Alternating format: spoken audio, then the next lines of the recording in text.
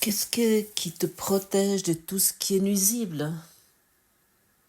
Dans le passé, j'ai pensé, si j'ai assez d'argent, je suis protégée de tout ce qui est nuisible. À ce moment-là, je peux planifier mon futur et je suis relativement en sécurité parce que je peux m'acheter les choses que je désire, ou je peux avoir un meilleur appartement ou un meilleur travail, ou peut-être je peux trouver un autre lieu de résidence où il y a d'autres personnes, où je peux rencontrer d'autres gens.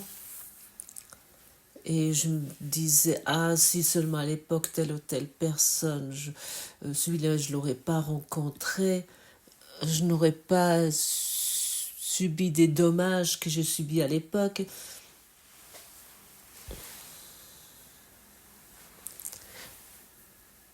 Nous faisons comme si notre sécurité est dépendante du monde. Il semble que notre sécurité dépend du monde.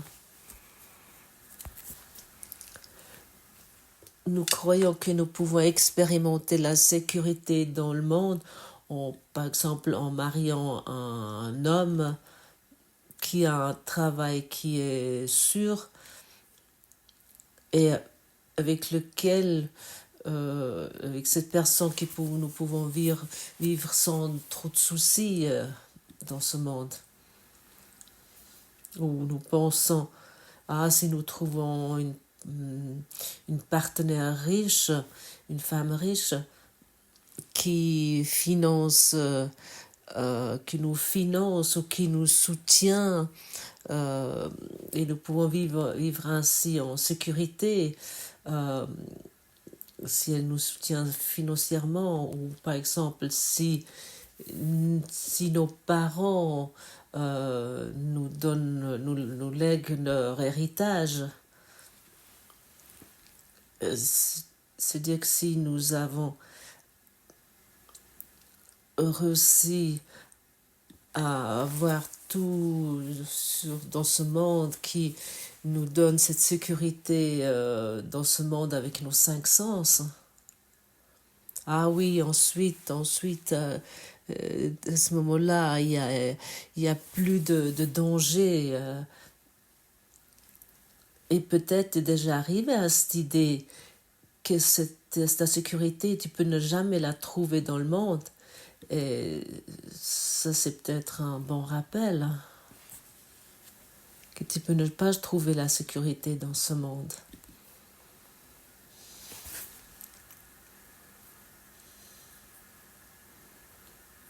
Tu trouves ta véritable sécurité dans ton esprit.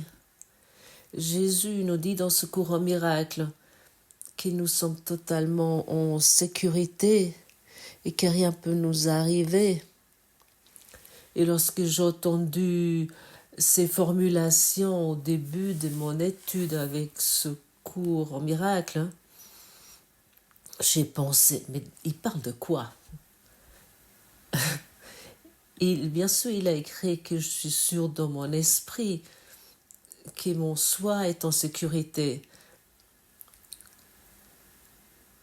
Et j'ai pas pu bien sûr, je peux le lire et j'ai pu l'accepter à un certain niveau, mais j'étais encore tellement identifiée avec mon corps que je pouvais simplement pas le croire.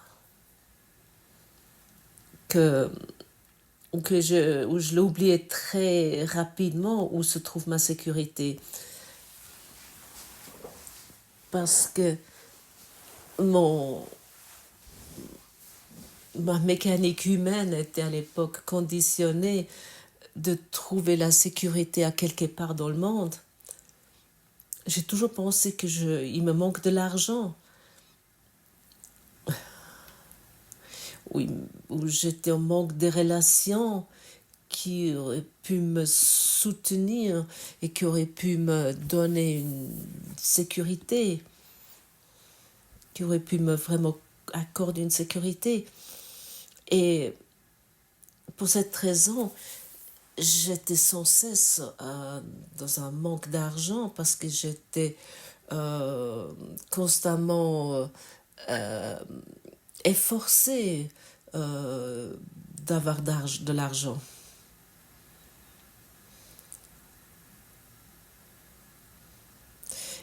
Et chaque auditeur ou chaque personne qui se donne la peine pour obtenir de l'argent,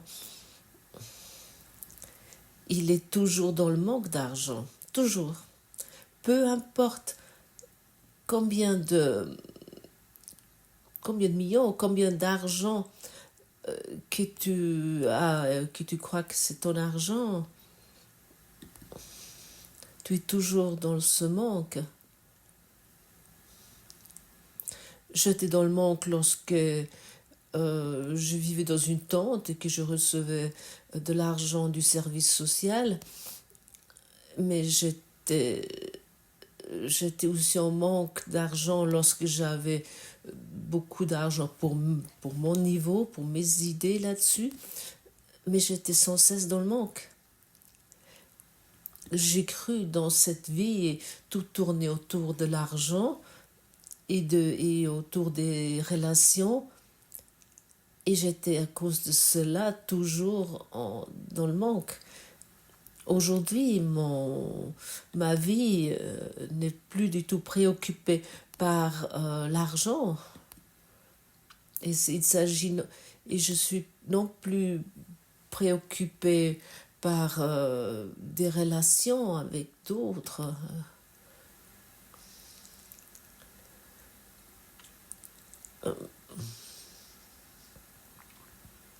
Maintenant, ma vie, mon alignement dans cette vie envers Dieu,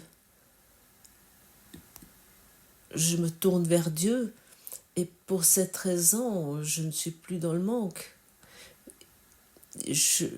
Les choses me manquent plus que j'ai cru que j'avais besoin dans le passé.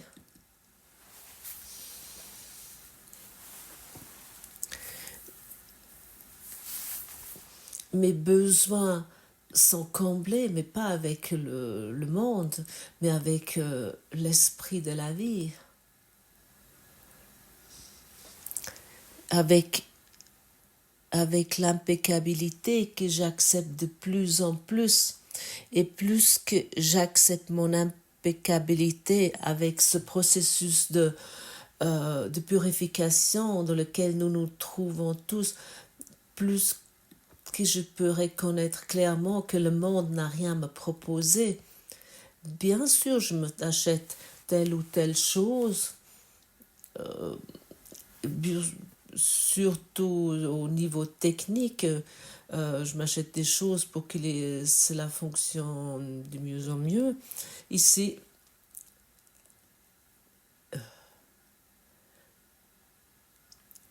mais je ne suis plus dépendant de ça.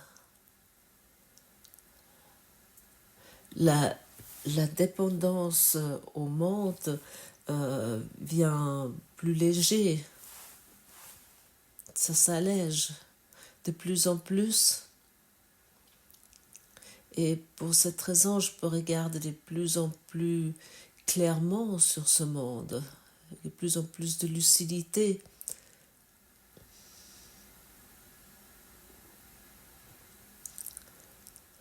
Je sais qu'il y a déjà beaucoup d'auditeurs qui sentent ça également. Et chacun qui écoute aujourd'hui ici se trouve dans un processus de purification, dans une métamorphose. Oui, tu te trouves là-dedans et parfois tu réussis de regarder sur ton corps et sur ton état physique et de terminer l'identification avec ce corps et de observer ce corps en tant qu'avatar.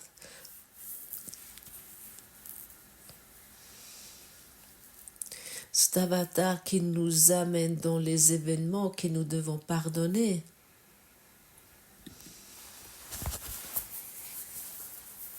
Mais nous ne sommes pas non plus d'avatar, nous ne sommes pas ce corps physique, c'est impossible. Mais pour que toi, tu peux me percevoir, tu nécessites un corps. Autrement, tu ne pourrais pas me percevoir.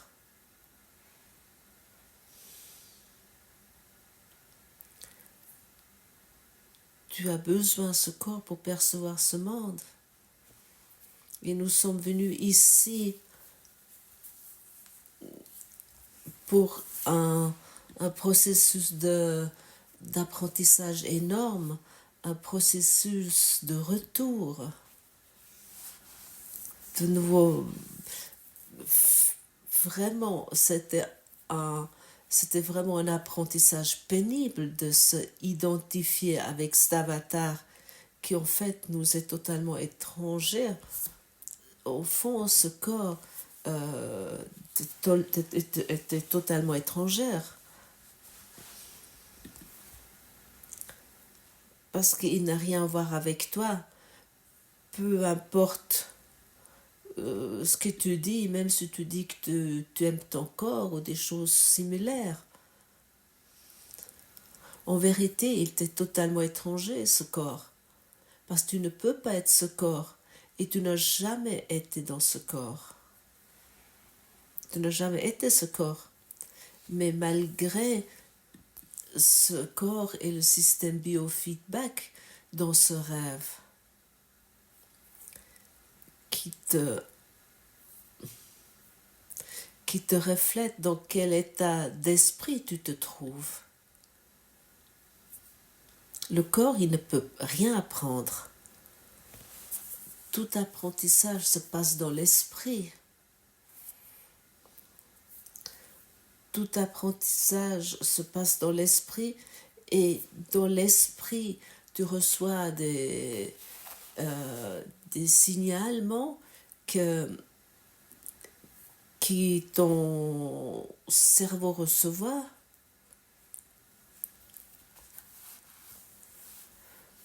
Et le cerveau est une station de réception, un récepteur, et ainsi tu te sens de telle et telle façon.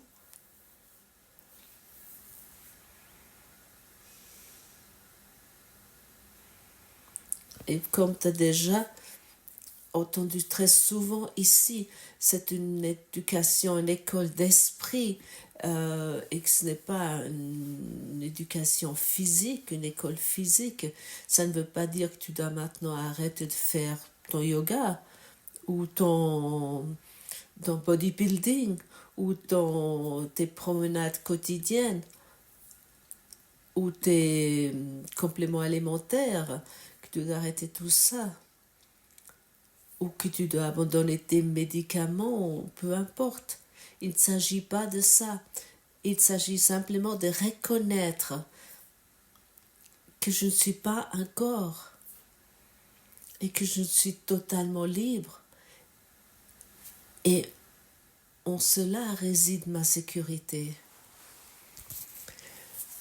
Plus que nous nous expérimentons purs, plus que tu t'expérimentes dans une sécurité totale, que tu es en vérité déjà, et que tu n'as pas besoin de fabriquer.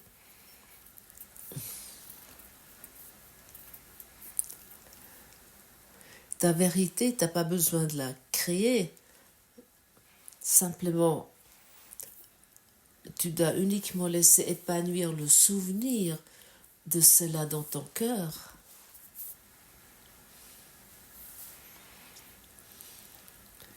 Tu es libre tel que Dieu t'a créé. Tu es aussi libre que l'amour t'a créé. Tu es aussi libre que la liberté.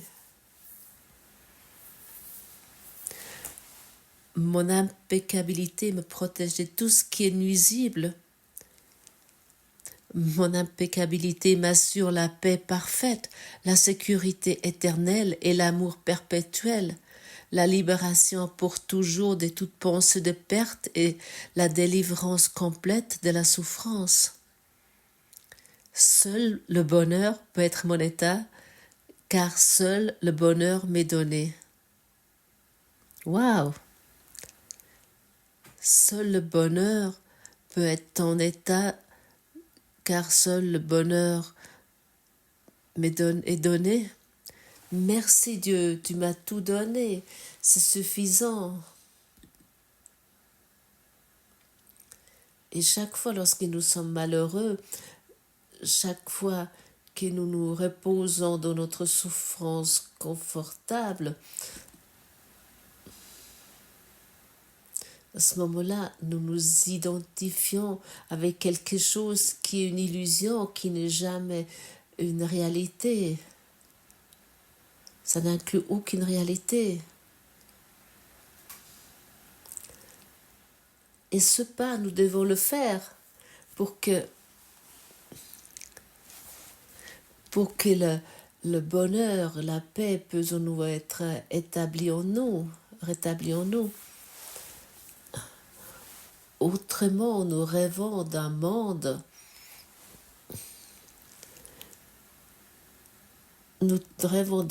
qui est véritablement qu'une illusion. Qu'est-ce que ça signifie de rêver? Lorsque tu rêves la nuit, à quel moment existe ce rêve nocturne? Et qui est la cause de ce rêve? Dans ton rêve, tu peux te appuyer contre un arbre et te sentir heureux. Dans un rêve, tu peux te trouver dans une guerre et te sentir heureux ou malheureux. À quel moment ce rêve existe?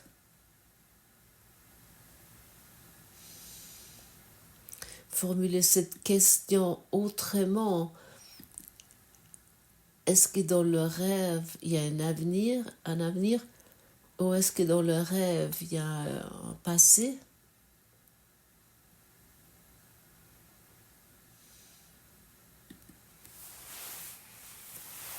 Non. Et ces rêves nocturnes se passent que dans le ici et maintenant, sans passé et sans futur. Et lorsqu'il nous est dit, ta vie est un rêve, à quel moment il a lieu ce rêve? Exactement maintenant.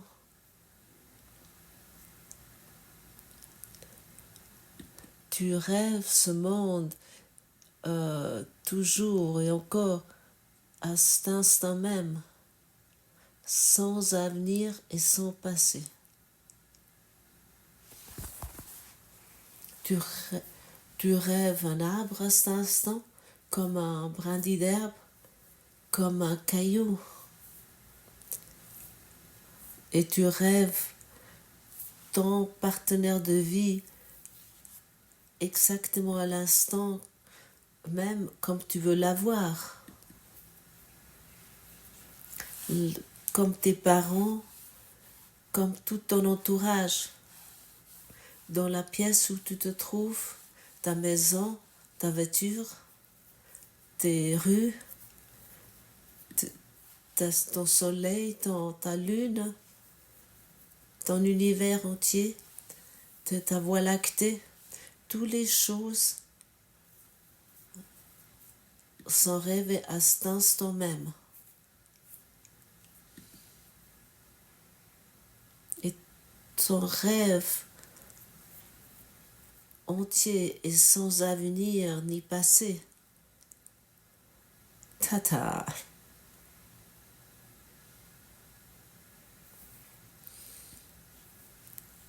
Ça devrait arrêter tes pensées, tes réflexions.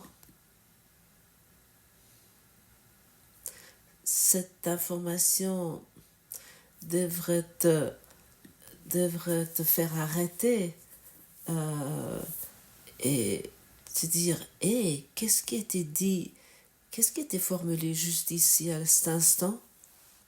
Je rêve maintenant mon partenaire de vie, mon conjoint, mes enfants, mes petits-enfants, la mer, le lac, l'océan. Je rêve à l'instant même tous les conflits dans ce monde.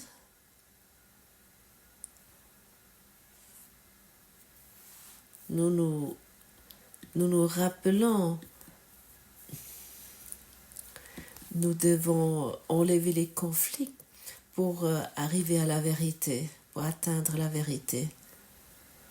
Autrement que nous nous identifions avec les conflits, nous rendons réel ce rêve avec un avenir ou un passé, avec un manque de sécurité, et nous rendons à ce moment-là tout cela réel, y compris le passé. Pour moi, cette information est totalement libérateur, parce que maintenant, tu sais que ton idée de responsabilité va bien au-delà ce que l'esprit humain a pu s'imaginer, ce qui est la responsabilité.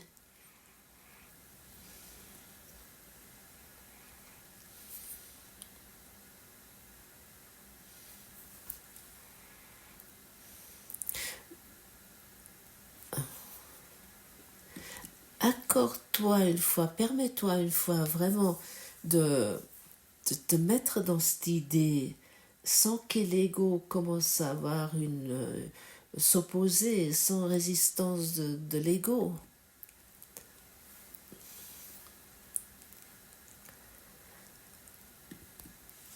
Permets-toi vraiment une fois cette pensée que la maison, l'appartement ou la pièce, ou peu importe où tu es en ce moment-là, ici et maintenant, que cela est rêvé en tant que l'esprit que tu te trouves. Et dans cela se trouve un avatar que tu crois que tu es ce corps.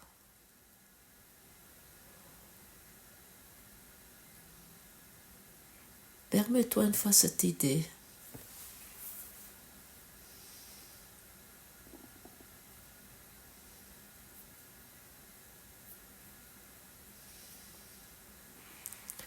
Lorsque moi je m'imagine cela, il y a directement une vivacité qui se crée.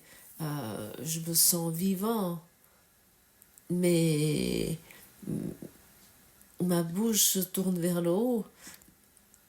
Je souris parce que le rêve se termine, parce que ce rêve peut uniquement exister. Écoute bien maintenant, si tu as envie. Ce rêve peut uniquement exister autant que nous croyons que nous sommes ce corps,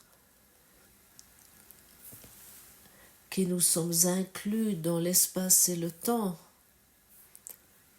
Et c'est qui fait l'espace et le temps?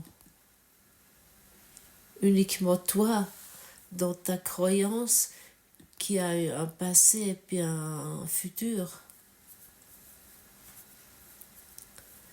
Et que toi, tu te trouves dans cette continuité d'espace-temps.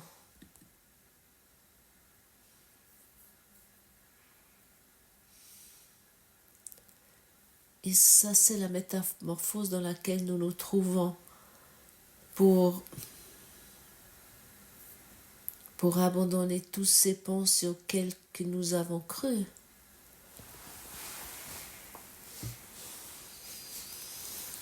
Ne donnez plus de possibilités à ces pensées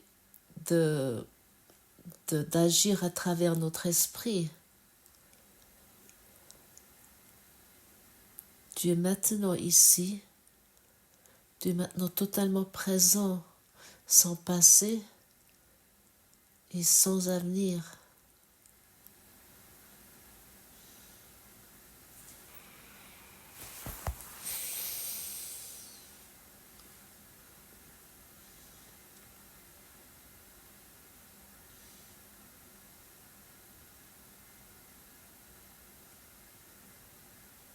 Quel cadeau, quel don. Maintenant, le Saint-Esprit peut agir à travers toi parce que tu as pris du recul, tu as cédé le pas, parce que tu ne veux plus avoir raison, parce que tu es prêt d'abandonner tes projections. Maintenant, tu es dans la sécurité parce que tu as accepté ta vérité. Et peut-être tu as maintenant reçu un sentiment. Sinon, écoute cela encore une fois, peut-être. Dans, dans, dans des instants, dans un moment tranquille que tu t'accordes. Et ce sentiment de sécurité nous amène exactement là. Il nous amène dans cette sécurité.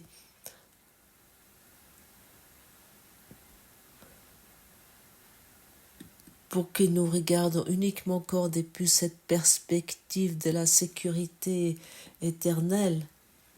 Nous regardons uniquement encore sur ce monde ainsi. Et comme nous avons déjà entendu, le monde de perception va encore exister pour nous. Jusque nous n'accordons plus de vérité, nous ne croyons plus pour vrai, et puis jusque finalement cela disparaît totalement. Et ça, c'est l'invitation à toi de ne plus rendre réel ce monde. Et ça, c'est l'invitation à toi. Je détache le monde, je libère le monde de tout pour ce que je le crus qu'il était.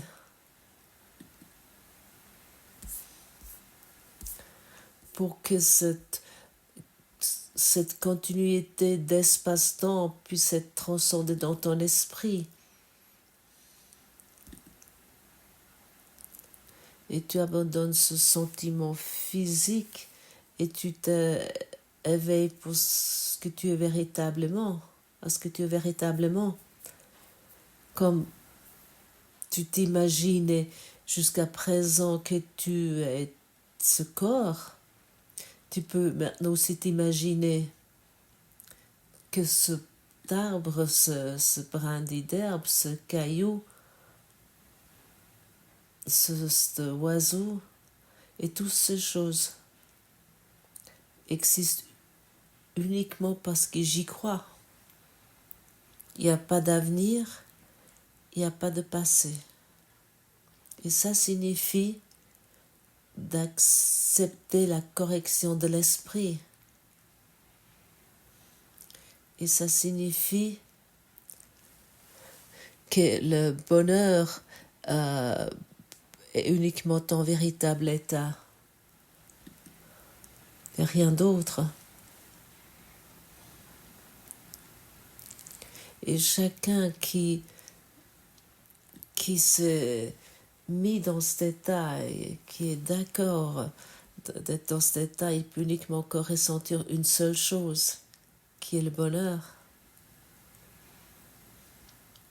100 fois plus grand que tu peux t'imaginer, 1000 fois plus grand et plus large que tu as pu t'imaginer.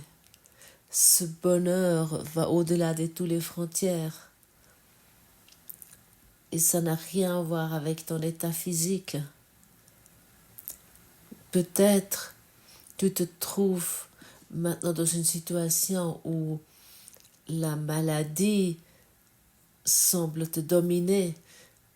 Peut-être tu te trouves dans une situation totalement terrible.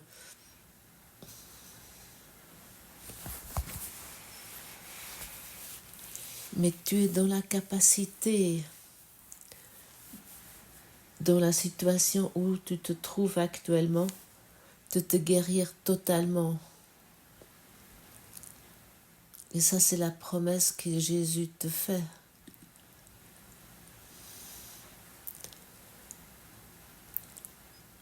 Et nous sommes maintenant ici pour accepter et recevoir les dons de Dieu. Mais pour recevoir cela, ça nécessite notre détermination de prendre du recul, de faire un pas en arrière et de mettre en question les choses que nous avons considérées en tant que vraies.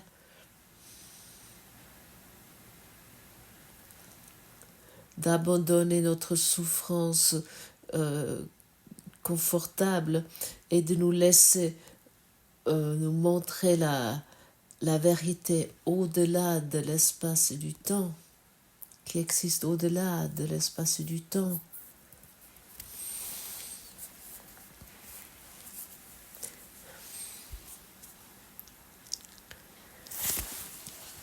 Quoi dois-je faire pour connaître que tout cela est à moi?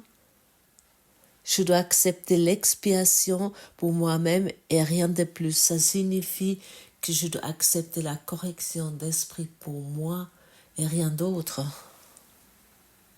Rien de plus. Dieu a déjà fait tout ce qu'il est besoin de faire.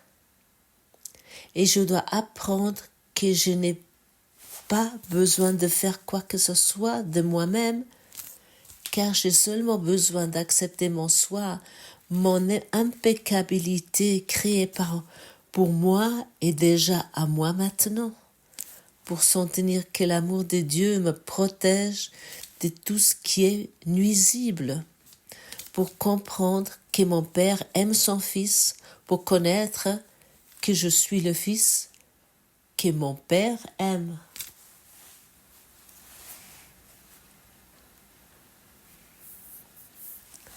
Et le Fils duquel nous parlons ici, il n'a pas de genre, il est non-genré. Et du Père que nous parlons ici,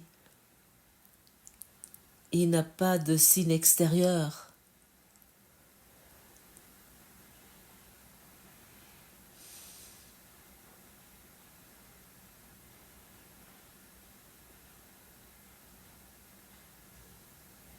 Nous voulons accepter ce que nous sommes pour expérimenter que nous sommes le bonheur éternel. Oui, cela est possible aussi pour toi, peu importe dans quelle situation tu te trouves. Et ainsi, je t'invite à une prière affirmative. Une prière affirmative, cela signifie je m'imagine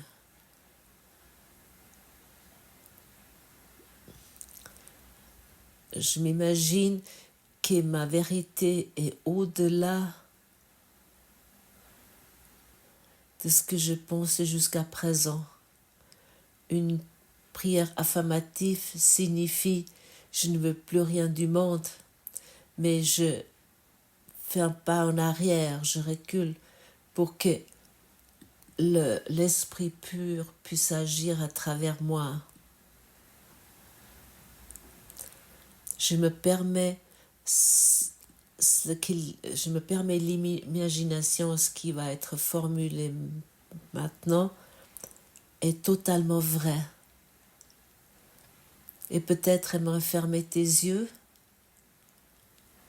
de prendre 2-3 respirations profondes et vraiment t'abandonner à cette imagination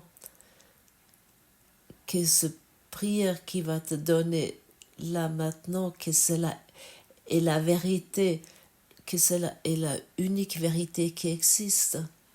Et Jésus essaye, avec ses prières dans ce cours au miracle, nous amener vers cette vérité.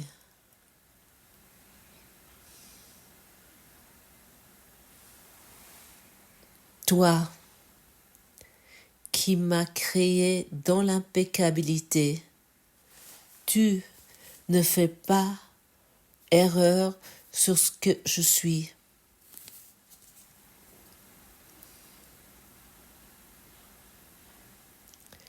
J'ai fait erreur en pensant que j'avais péché, mais j'accepte l'expiation pour moi-même.